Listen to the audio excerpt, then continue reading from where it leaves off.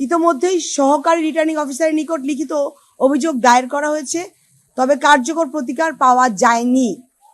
অতএব আমরা এখন আমাদের আবেদন থাকবে আরপিও 1972 আর্টিকেল 91A ইলেকশন কমিশনের তত্ত্বাবধান ও নিয়ন্ত্রণ ক্ষমতা এবং অন্যান্য প্রযোজ্য অন্যান্য ধারার আলোকে সংসদীয় আসন 187 ঢাকা 14 এর ঘোষিত ফলাফল অবিলম্বে স্থগিত করা হোক।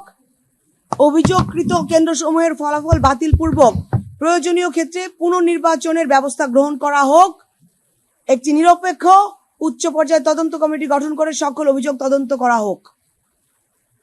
আরপিও 1972 এর আর্টিকেল 73, 74 ও অন্যান্য প্রাসঙ্গিক ধারার আওতায় দায়ী ব্যক্তিবর্গের বিরুদ্ধে আইনানুগ ব্যবস্থা গ্রহণ করা হোক। ভবিষ্যতে এ ধরনের অনিয়ম প্রতিরোধে সংশ্লিষ্ট নির্বাচন কর্মকর্তাদের বিরুদ্ধে বিভাগীয় ব্যবস্থা সহ প্রয়োজনীয় প্রশাসনিক নির্দেশনা জারি করা হোক। ন্যায় বিচার, ভোটারদের সাংবিধানিক অধিকার ও গণতান্ত্রিক প্রক্রিয়ার সুরক্ষার্থে আমরা আপনাদের জরুরি হস্তক্ষেপ একান্তভাবে কামনা করছি।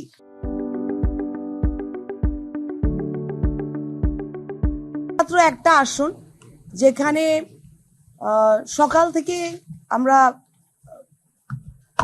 মানে এইগুলোর সম্মুখীন হচ্ছিলাম। কিছু আমাদের পোলিং এজেন্টকে বসতে দিচ্ছে না কিছু কেন্দ্রে।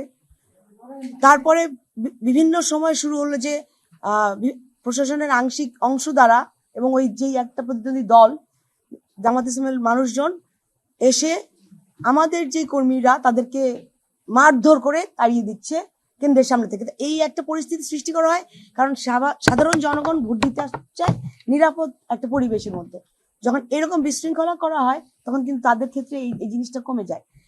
বিভিন্ন কেন্দ্রে ভিতরে এত স্লো ছিল ভোট গ্রহণটা, দোতলা 3 তলাতে আমরা নিজেরা গিয়েছি দেখেছি। প্রত্যেকের কমপ্লেইন 2 ঘন্টা 3 ঘন্টা তাদেরকে দাঁড় করিয়ে রাখা হয়েছে। 500 ভোটার 2 ঘন্টা থেকে 3 ঘন্টা দারুসালামের কেন্দ্র প্রাথমিক বিদ্যালয়। এরকম আমরা প্রত্যেকটা কেন্দ্র ভিত্তিক অভিযোগগুলো দায়ের করছি।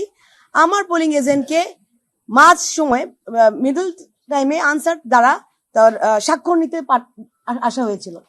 কেন আমার নির্বাচন শেষ না হওয়ার আগে তাদেরকে স্বাক্ষর দিতে বলা হচ্ছিল? এরকম এটা আমি আপনাদেরকে 3টা বললাম। মাল্টিপল ভাবে আমাদের পোলিং এজেন্ট কর্মী সকলকে, ভলান্টিয়ার্স সকলকে এমন ভাবে এই প্রতিকূলতাগুলো বাধাগুলো সম্মুখীন হতে হয়েছে।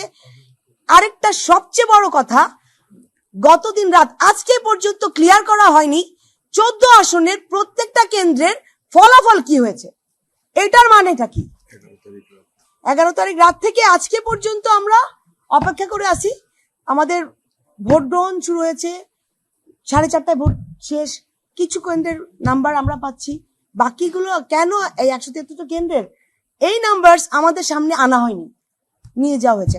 এইগুলোর জবাব জনগণের সামনে আনতে হবে, পরিচ্ছন্নভাবে ক্লিয়ার করতে হবে, জবাবদিহি করতে হবে। কারণ আমরা জানি, আমরা দেখেছি কতজন ভোটার ভোট দিতে এসেছে এবং প্রত্যেকটা মানুষ স্বচ্ছন্দের সাথে যেতে বলে গেছে যে তারা ধানের শীষকে ভালোবাসে এবং আমরা দেখতে পেয়েছি সেটা জনগণের মধ্যে।